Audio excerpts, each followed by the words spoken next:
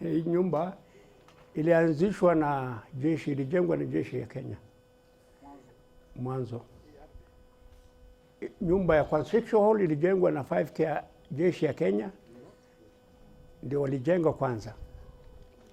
Ikawa baadaye jeshi walihamia huko juu. Wakati wao wanaishi Pandi, lakini baadaye baada ya kuhamia huko ikapewa serikali.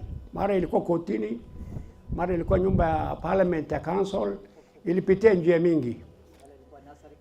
Ndio, kwa hivyo nashukuru serikali. Sehemu nyingi ardhi ya serikali imepotea kwa kusema kweli.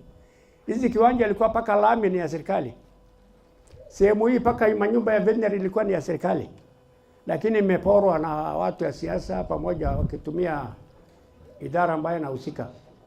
Kwa hivyo hizi ardhi ya serikali ikishikwa namna hii ifike kiwango hii ni muhimu zaidi. Kuna sehemu nyingi ardhi ya serikali ambayo ni muhimu zaidi imeporwa na watu wanakaa ndani.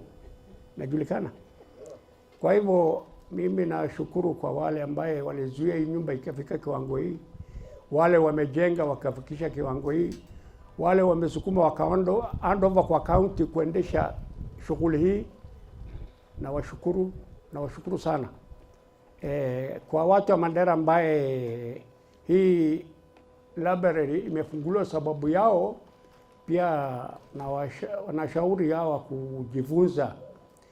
Nyumba iko na mambo mingi ndani, kwa elimu, kwa mambo ya zamani, kwa mambo ya kisasa, kuna kila sehemu yake.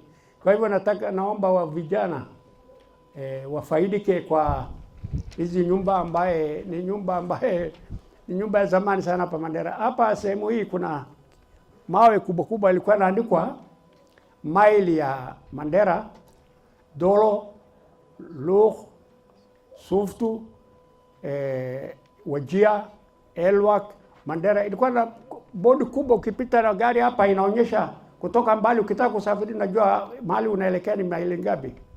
Hizo mawe yote yamebomolewa na watu wa kisasa. Ingekuwa hiyo mawe ingefaa kuwa ndani ya hii sehemu, hii enzi ya nyuma wajionee kuna kitu kama hii hapa zamani. Kwa hivyo kwa jumla nashukuru na nasema asanteni sana kwa wale wamefika kwa safari.